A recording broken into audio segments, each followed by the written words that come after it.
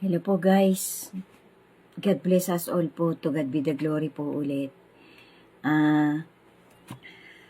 Sana po sino man pong makakakita ng content ko na to samot dalangin ko po pagtyagaan nyo po sanang simulan mula part 1 hanggang final part. Maraming salamat po sa inyong lahat na magta-try tapusin itong bago kong content. Bali, season 26 po ng What is Written Truly Happen. Final part po. Bali, part 14. Thank you so much po talaga. Maraming salamat po. To God be the glory po talaga kasi po nakakapagpatuloy pa po akong makagawa kahit papano after few days. Nakakagawa po ulit ako. Lagi po nating tanawan ng utang na loob talaga ang Panginoon sa bawat kabutihang ibinibigay sa bawat isa sa atin. Amen. Patuloy po nating hilingin sa Kanya na dagdagan pa niya ang faith ng bawat isa sa atin araw-araw. Na tayo'y malakas pa, malinaw pa ang pag-iisip natin, nakakapagsalita pa tayo ng matuwid, malusog pa tayo, at ligtas pa ang bawat lugar na kinalalagyan natin, lalo na po itong bansang Pilipinas. Amen. To God be the glory po talaga. Sa Kanya po ang lahat ng pagpapasalamat at pagtanaw ng utang na loob. At sa inyo pong lahat na nakakakita ng content ko, sa lahat ng nag-view ng content ko, sa lahat ng nanonood, binibigyan nyo man po ng puso. Maraming salamat po. Bigyan nyo man po ako ng puso o hindi, nasa sa inyo po yun. Decision po ninyo yun. Amen. To God be the glory po talaga. And God bless us all. So guys, ito pong content ko na to, halo-halo po ito. Marami po ditong galing sa mga dokumentary, pinagtugtong-duktong ko po, pinagsama-sama ko po. Marami pa pong nakapila. Susunod ko na lang po yung iba. Final na po to, part 14, season 26 ng WWTH. Thank you so much po sa inyo mula po dun sa season 1 na ginawa ko hanggang magpahanggang ngayon po. Wala po sino man sa ating makakapagsabi kung hanggang kailan tayo mananatiling buhay at malakas.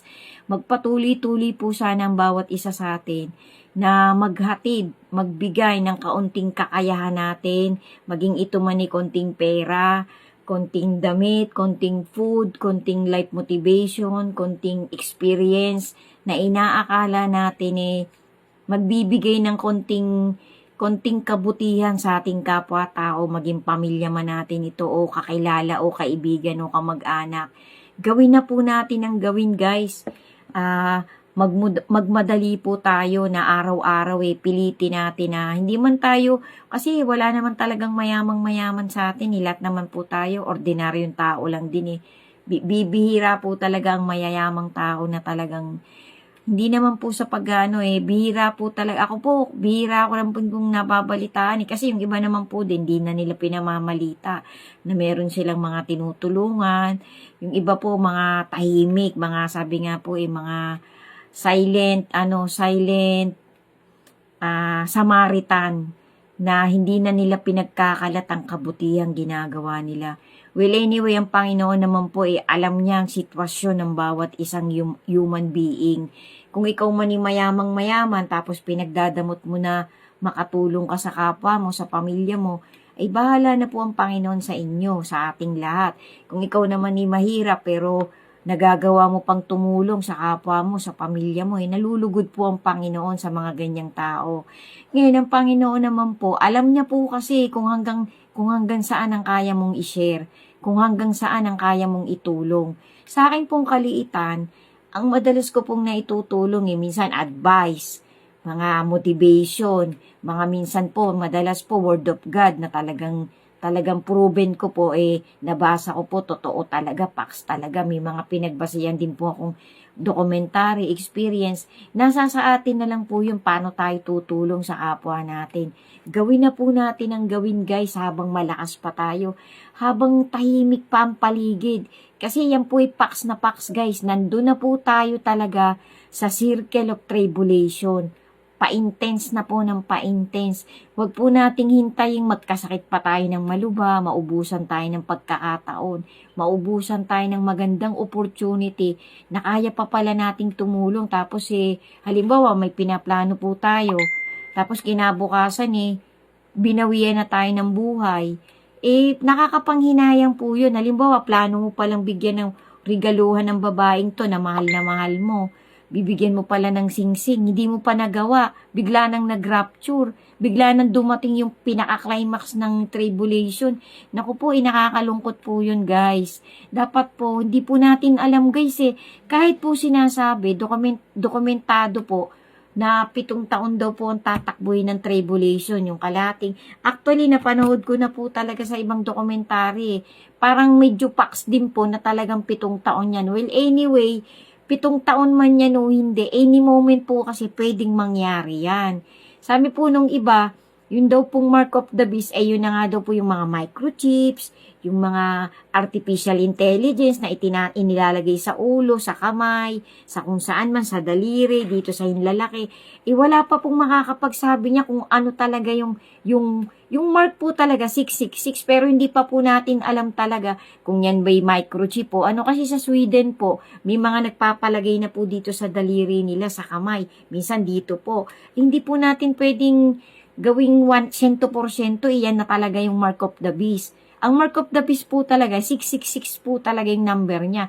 Pero yun po ay malalaman natin pag nandyan na po, pag lumabas na po yung false prophet, yung antikristo, yung mga alagad niya. Yan na po yung na 3.5 years na tribulation. Nasa Daniel po yan, nasa Isaiah po yan, nasa Revelation 16, 14, 15, 21. Nandun po yan. Pero yan po ay malalaman natin ang actual. Kapag ka po lumabas na yung talagang masama, yung wicked, kapag naghahari na po siya, dun po siya dun po siya talaga yung dominion niya po, dun na po yung yung domination niya, nandun na po yung nandun na po yung tatatakan niya, mag-i-implement na po siya, ayun na po talaga yun. Kaso ngayon po, hindi pa po talaga natin masasabing yan talaga yung mark of the beast. Yan din po yung sinasabi sa prophecies, sa Holy Scripture. Sundan nyo pa po yung susunod kong season. Kasi marami pa po akong itatawid na talagang paks na paks din po. Anyway, lahat naman po tayo nanonood ng iba-ibang dokumentary. Mag-ipon na po tayo ng mag-ipon. Sabi nga po, malapit na. Pati po yung 3 Days of Darkness, pati po yung sinasabi nilang zombie apocalypse. Yung zombie apocalypse po, yun po yung sinasabi nilang 9 months to 1 year na magdidilim talaga, na mamamatay po lahat ng electricity. Yan po ay lumalabas na din po sa mga dokumentary sa iba-ibang platform. Ngayon po, bigyan po natin ng discernment. Tayo po ang magbigay ng discretion natin. Kung tama ba ito, i-research po natin back and forth. Panghawakan po natin yung faith natin. Ang Word of God po ay powerful. Ang faith po natin ay patuloy-tuloy natin palakasin. Pagtibayin po natin, be steadfast in our faith, guys. Kasi ang faith po ay talagang sandata natin. Pinakamatibay na sandata po yan, pati po yung Word of God na panlaban natin sa lahat ng masasamang espiritu na nandito na nagkalat, pati po yung paparating na mga masasamang anghel. Yan po yung mga lalabas, yung pong nasa Euphrates, yung nasa ilalim ng lupa. Yan po yung papakawalan ng wicked na talagang kampon niya, mga alagad niya.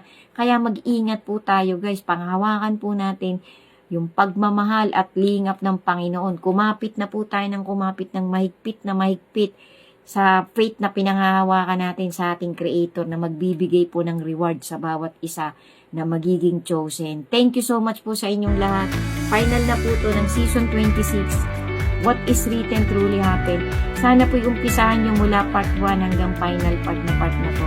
Thank you so much po. God bless us all po. Mag-ingat po tayo palagi and always pray and always have steadfast faith to our Creator. Amen. God bless us all po. Hugs and kisses po and love you all po. Thank you so much po talaga for watching. Amen.